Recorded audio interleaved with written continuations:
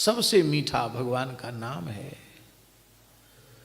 इसलिए राधा रानी ने भ्रमर गीत में कर्ण पीयूष कहा, कानों का सच्चा अमृत तो हरि नाम हरि कथा ही अमृत है। यदनुचरित लीला कर्ण पीयूष विप्रुट। तो रसना भगवान गुणगान के लिए मिली है, और रसना से भगवान के गुण गाने में कितना सुख मिलता है इसका वर्णन कोई नहीं कर सकता है। भगवान का गुणगान करने में कितना सुख मिलता है इसका वर्णन कोई नहीं कर सकता, स्वयं अनुभव होता है। कई बार मन में इतना आनंद मिलता है भगवत गुणगान से कि लगता है कि भगवान ऐसी कृपा हम सब पर कर दें कि हम लोगों का देह धर्म नष्ट हो जाए, खाना पीना सोना सब बंद हो जाए, मलमूत्र त्याग भी सब बंद हो जाए, तो 24 घंटे कहें और 24 घंटे सुने, दूसरा कोई काम ही न रह जाए। इतनी प्रसन्नता भगवान के चरित्रों के श्रवण से होती है, बहुत सुख मिलता है। कई बार भगवान अनुभूति कराते हैं। झाजी, एक घटना ऐसी है विचित्र हमारे जीवन की, कई बार ऐसा हो चुका है, सन तो हमें स्मरण नहीं है, लेकिन शायद 90 के पहले की ही घटना होगी, या 92-93 की भी हो सकती है। तो हम वहाँ गिरनार, जूनागढ़ के पास गिरनार है जहाँ दत्त भगवान की पादुका ऊपर बनी हुई है, वहाँ दर्शन करने गए।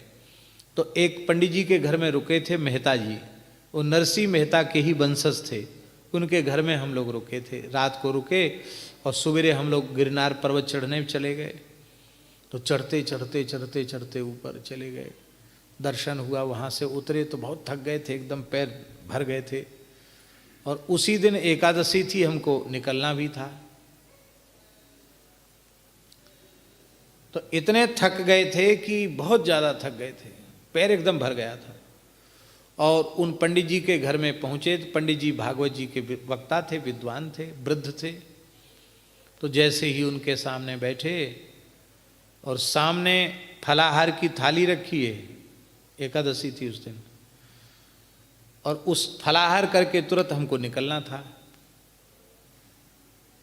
क्योंकि दूसरे दिन हमारी टिकट थी, वहाँ पहुँचना, फिर सारी यात्रा गड़बड़ा जाती, तो समय से यहाँ से चलना था। तो पाना शुरू करते उसके पहले ही पंडित जी हाथ जोड़ के बोले महाराज जी, कल तो आप देर से आए, तो रात को हमने संकोच में कुछ कहा नहीं, तो आपका कोई वचनामृत हो नहीं पाया, और आज सवेरे से आप अपना नियम करके चले गए वहाँ पर्वत चढ़ने। अब वहाँ से आप दर्शन करके आए हैं, तो आपकी गाड़ी तैयार है, आप चले जाओगे। तो संत आए और रात भर रुके, दिन में भी रुके, दिन भर रुके, और एक भी वाक्य वाणी से सुनने को नहीं मिला। बड़ा दुर्भाग्य है। एक कोई वाक्य भी आपसे सुनने को मिल जाता तो हम सोचते सफल हो गया। ऐसी बड़ी विनम्रता से उन्होंने कहा। तो मैंने कहा कि आप कोई भागवत जी का एक श्लोक बोलो, उसी के ऊपर हम कुछ कह देंगे। तो मैंने कहा बोलिए। तो भाई एकदम भावुक हो गए वो, और उन्होंने हाथ जोड़ करके श्लोक बोला, सवई मनः कृष्ण पदारविंदयो वचांसि वैकुंठ गुणानुवर्णने करौ हरेर मंदिर मार्जनादिषु श्रुतिम चकाराच्युत सत्कथोदय। ये श्लोक बोला उन्होंने, अम्बरीश जी की भक्ति। अब महाराज श्लोक सुन के हमारे मन में इतनी प्रसन्नता हुई, अब हम कहने लग गए, तो अम्बरीश जी का चरित्र कहने लग गए। अब यह बिल्कुल भूल गया, थकान भी चली गई, ये भूख प्यास थकान देह धर्म चला गया। भूख भी खूब लग रही थी, चल के आए थे, सामने फलाहार रखा हुआ है, सब भूल गया। अब जो सज्जन हमारे साथ थे वो बार बार हाथ जोड़ के ऐसे संकेत कर रहे थे कि जाना है, खा के निकलना है, चलो। और हम क्या सोच रहे थे कि हाथ जोड़ के कह रहे हैं कि बहुत आनंद आ रहा है, आप और सुनाइए।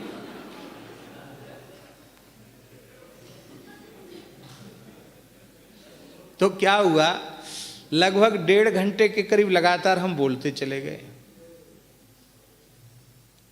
फिर उन्हीं पंडित जी ने कहा कि महाराज जी बहुत थक गए होंगे, अब रहने दीजिए। तब हो, अरे हमको तो जाना है, तो जल्दी पल्दी पा करके फिर निकले वहाँ से। लेट तो हो ही गए। तो केवल कहने की बात नहीं, अनुभव की बात। इतना सुख मिलता है भगवान के चरित्र में, भगवान के भक्त के चरित्र में, कि लगता है जितनी देर भगवत चर्चा हम लोग करते हैं अथवा सुनते हैं, उतनी देर शरीर का धर्म भी चला जाता है।